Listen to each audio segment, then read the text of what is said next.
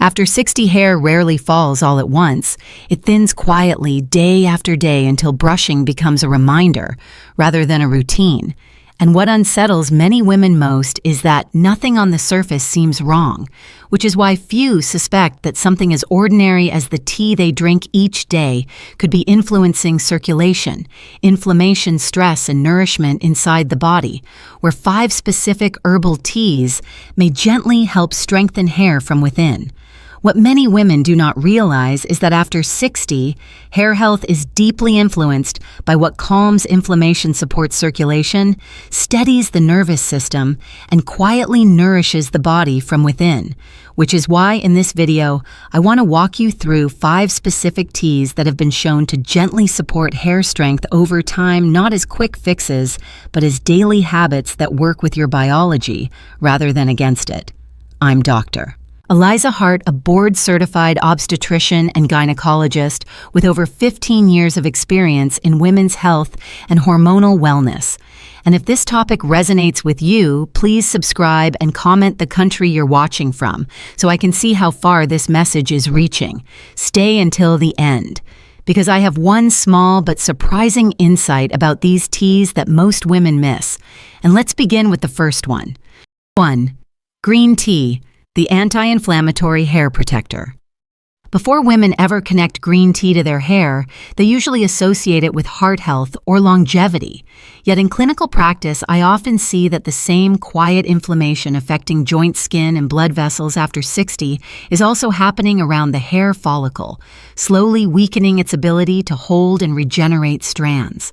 This type of inflammation often develops gradually over many years, which is why hair changes can feel confusing and disconnected from any single habit or event. When this inflammation becomes chronic, even at a low level, follicles spend less time in the growth phase and more time resting, which explains why hair can feel thinner without obvious shedding. What makes green tea uniquely relevant here is a group of compounds called catechins, particularly EGCG, which have been studied for their ability to calm inflammatory signaling around delicate tissues. These compounds are water-soluble, meaning regular, gentle intake is more effective than occasional large amounts.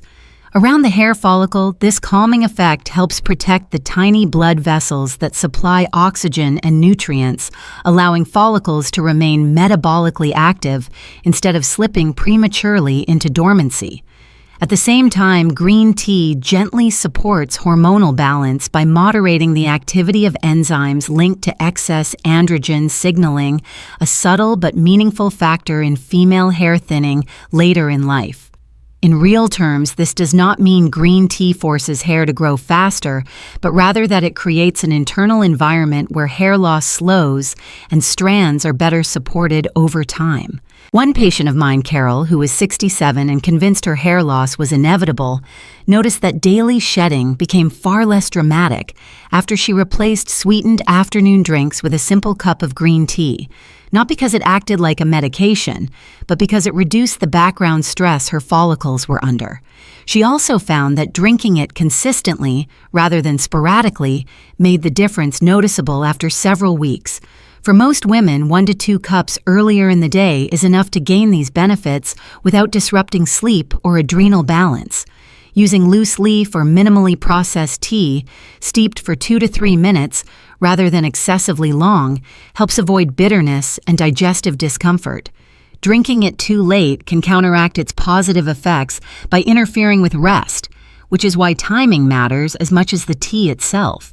Green tea lays an important foundation by reducing internal resistance to hair growth, yet calming inflammation alone is rarely sufficient, because without proper circulation, even a protected follicle cannot receive what it needs, which leads us naturally to the next piece of the puzzle. 2. Rosemary tea, circulation awakener for thinning hair. After inflammation is gently quieted, another limitation often becomes more visible because even a well-protected follicle cannot function properly if blood flow to the scalp has slowed over time, which is something I frequently observe in women whose hair thins without excessive breakage or patchy loss, especially when aging-related circulation changes accumulate quietly. As circulation becomes less efficient with age, oxygen and micronutrients reach the follicle more slowly, and the growth phase shortens, not from damage, but from under-delivery, a pattern that is easy to miss without understanding the biology. This is where rosemary tea enters the conversation in a way many women do not expect. Most people associate rosemary with memory or cooking, and in hair care, they often think only of topical oil. Yet from a physiological perspective, rosemary works internally as well, particularly through its influence on vascular tone and microcirculation when consumed gently and consistently. The natural compounds in rosemary help blood vessels respond more dynamically, allowing improved flow to peripheral areas like the scalp, where circulation is easily compromised after 60 and becomes less responsive to daily demands. When follicles receive steadier oxygen and nutrient supply, they are better able to maintain structural integrity, which over time supports thicker-feeling strands and slower shedding. What makes rosemary tea especially valuable is that its effect is not stimulating in the way caffeine can be, but supportive and regulating for aging systems. Instead of forcing circulation, it encourages consistency, which is crucial for hair follicles that rely on stable conditions rather than sudden surges. In women whose hair thinning is linked to cold hands and feet, scalp tightness, or a feeling of reduced vitality at the roots, rosemary tea often fits naturally into a broader restorative approach. I have seen women become discouraged because they expect immediate change, yet rosemary works gradually reinforcing delivery pathways that hair depends on day after day. From a practical standpoint, 1 cup taken in the late morning or early afternoon is sufficient for most women, especially when consumed regularly rather than sporadically, and paired with adequate hydration.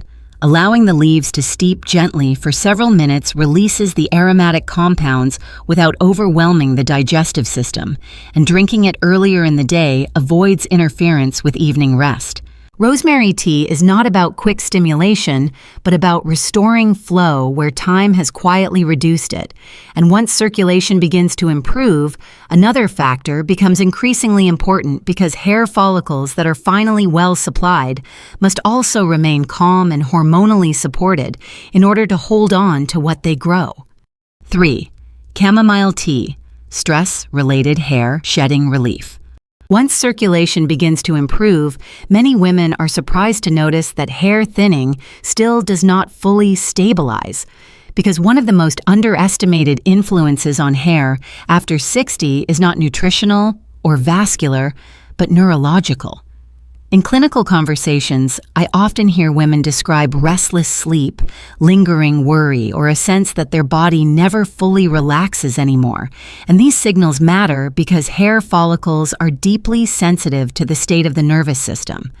When stress hormones remain elevated for long periods, follicles are more likely to exit the growth phase prematurely, leading to diffuse shedding that feels sudden but is actually delayed. Chamomile tea plays a unique role here because it does not act directly on the hair follicle, but on the environment that determines whether the follicle feels safe enough to grow. The active compounds in chamomile help calm overactive nervous signaling, supporting a shift toward parasympathetic dominance, which is the state in which tissue repair and hormonal recalibration occur most effectively.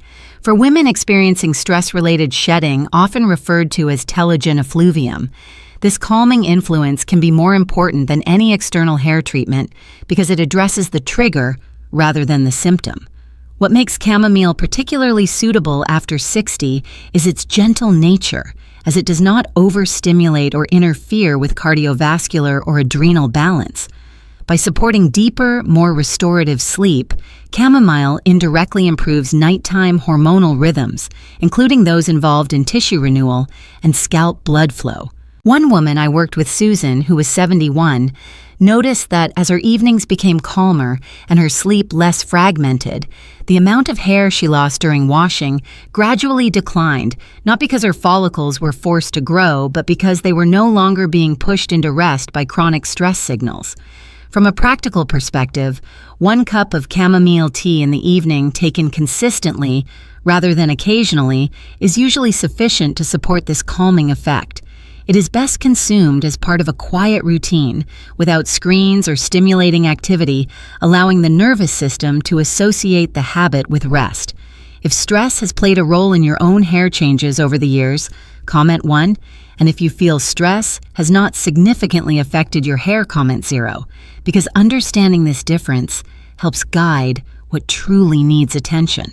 As the nervous system settles, another layer of support becomes relevant because calm alone is not enough. If the structural framework of the hair follicle lacks the materials it needs to stay resilient over time. 4. Hibiscus tea, vitamin C, and scalp circulation support. As stress begins to settle, another quiet limitation often emerges because hair follicles that are calmer and better supplied with blood still depend on structural support to remain resilient, especially after 60, when collagen renewal slows across the body. Many women focus on external products to improve hair strength, yet overlook how deeply collagen integrity around the hair root influences whether strands feel anchored or fragile over time. This is where hibiscus tea becomes unexpectedly relevant, not as a trend, but as a biological ally. Hibiscus is naturally rich in vitamin C, a nutrient essential for collagen synthesis and the maintenance of connective tissue that surrounds the follicle. Within the scalp, collagen helps stabilize the hair root and supports the tiny vascular network that delivers nutrients to growing strands. When vitamin C intake is insufficient or inconsistent, collagen renewal weakens and hair can feel finer even if growth continues. Hibiscus provides a gentle food-based source of this nutrient, supporting collagen pathways without the spikes or digestive strain that supplements sometimes create in older adults. Beyond collagen support, hibiscus also influences circulation in a subtle but meaningful way. Its natural compounds help maintain elasticity in small blood vessels, improving microcirculation in peripheral tissues, such as the scalp.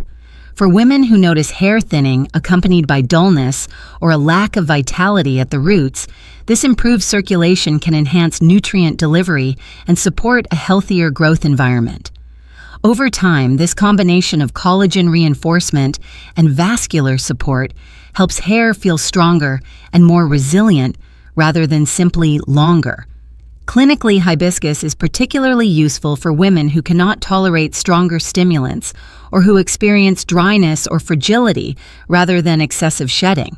It works best when approached as a steady habit rather than an intervention, allowing the body to integrate its benefits gradually. 1 to 2 cups per day is generally sufficient, though, for women with lower blood pressure. A diluted preparation or limiting intake to 1 cup helps maintain balance without lightheadedness. Preparation matters as well, because steeping hibiscus gently preserves its vitamin content while avoiding excessive acidity that may irritate sensitive digestion. Taken earlier in the day or alongside meals, it fits easily into daily routines without disrupting sleep. Hibiscus tea strengthens the framework that supports hair growth, yet structure alone cannot compensate for deficiencies in key minerals, which becomes increasingly important as the body's ability to absorb and retain them changes with age, guiding us naturally to the next area of focus. 5. Nettle tea, mineral and hormonal hair ally. As collagen support strengthens the framework around the follicle, another challenge often becomes apparent after 60 because even well-structured follicles cannot sustain healthy growth if the mineral and hormonal environment beneath them is depleted. In many women I see clinically, hair thinning is not driven by damage, but by subtle deficiencies that accumulate quietly over time, particularly in minerals that support enzyme activity, tissue integrity, and hormonal signaling. This is where nettle tea earns its place not as a stimulant, but as a steady internal replenisher. Nettle is naturally rich in bioavailable minerals such as silica, magnesium, and plant-based iron, all of which play supporting roles in hair strength and follicle resilience. Silica contributes to the structural integrity of the hair shaft, helping strands feel less fragile and more elastic, while iron supports oxygen transport to the follicle, a process that becomes less efficient as absorption declines with age. Unlike isolated supplements, nettle provides these minerals in a balanced food-based form that the body often tolerates more easily, especially in women with sensitive digestion. Beyond minerals, nettle also interacts gently with hormonal pathways that influence hair after 60. It does not push hormones in any one direction, but helps stabilize the internal environment in which estrogen decline and androgen sensitivity can quietly affect follicle behavior. When this balance is disrupted, hair may grow more slowly or spend less time in the active phase, even without visible shedding. Nettle's role is subtle, supporting equilibrium rather than forcing change, which is why its effects are often noticed gradually as improved hair texture and reduced fragility rather than sudden regrowth. In practice, nettle tea works best when used thoughtfully rather than daily by default. For most women, 3 to 4 cups per week are sufficient to provide mineral support without overloading the system or irritating the kidneys. Preparing it with a moderate steep, rather than an overly concentrated brew, allows the minerals to be released gently and reduces the likelihood of digestive discomfort. Drinking it earlier in the day or alongside meals further supports absorption and tolerance. What many women find reassuring is that nettle does not act alone, but complements the effects of the teas already discussed, filling in nutritional gaps that inflammation control, circulation support, and stress reduction cannot address on their own. When these layers begin to work together, hair often feels more resilient and less reactive to daily stressors. Yet even the most supportive ingredients can lose their effectiveness if used without intention or balance. Which brings us naturally to how these teas should be combined and timed for meaningful results. 6. How to drink these teas correctly for real hair results.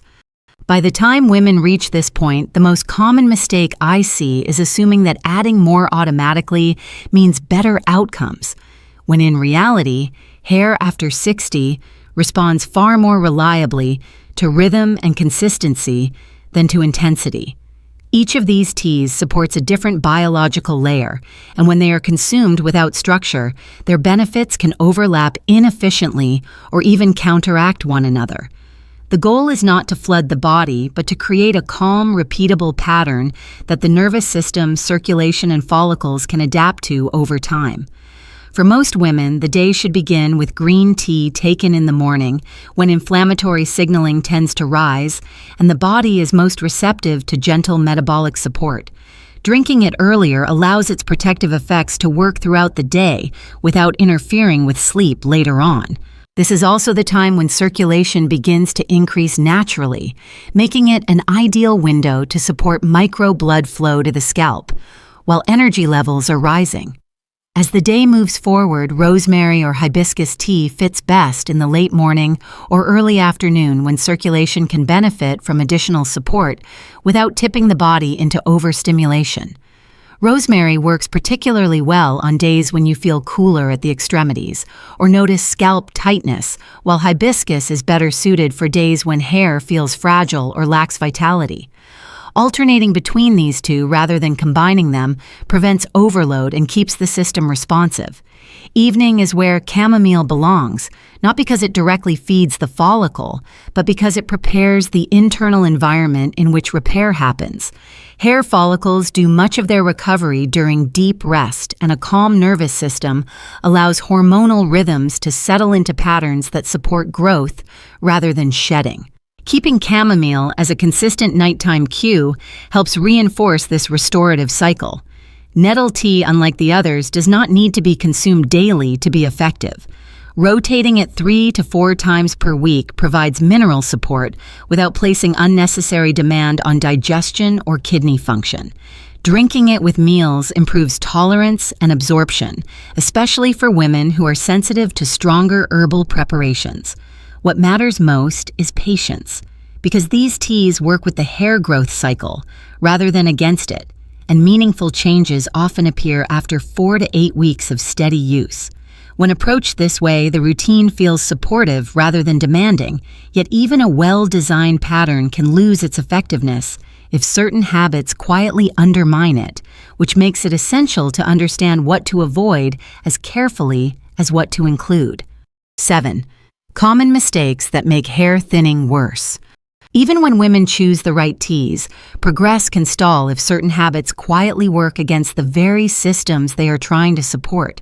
And this is something I see often in practice, particularly in women who are highly motivated but unknowingly overcorrect. One of the most common mistakes is drinking too many different teas in a single day, believing that variety or volume will accelerate results, when in fact this can overwhelm digestion and disrupt mineral balance, leaving the follicles with less usable nourishment rather than more. Hair after 60 thrives on stability, not constant stimulation, and responds best when the body feels supported rather than pressured. Another frequent issue is using tea as a replacement for plain water. While herbal teas are supportive, they do not fully substitute hydration, and inadequate fluid intake reduces blood volume, making it harder for oxygen and nutrients to reach the scalp. Over time, this subtle dehydration can amplify dryness of both the scalp and the hair shaft. When this happens, hair can become brittle and dry, even if the teas themselves are beneficial. Maintaining a baseline of regular water intake alongside tea is essential for circulation to function as intended. Timing also matters more than many women realize. Consuming stimulating teas such as green tea or rosemary too late in the day can interfere with sleep quality, and fragmented sleep disrupts hormonal rhythms that govern hair cycling. Even mild sleep disruption when repeated night after night can shift cortisol patterns. Poor rest increases cortisol signaling, which can push follicles prematurely into the resting phase, counteracting weeks of otherwise supportive habits. This is why respecting the body's natural daily rhythm is as important as the ingredients themselves. Another subtle but impactful mistake is combining hair support teas with aggressive detox or weight loss teas. These products often increase stress on the liver and adrenal system, creating a biological environment that prioritizes survival over regeneration. In this state, nutrients are diverted away from non-essential functions like hair growth. Hair follicles are highly sensitive to this internal stress signal. In this state, hair growth is not a priority for the body, and shedding may increase despite good intentions. Finally, unrealistic expectations can undermine consistency.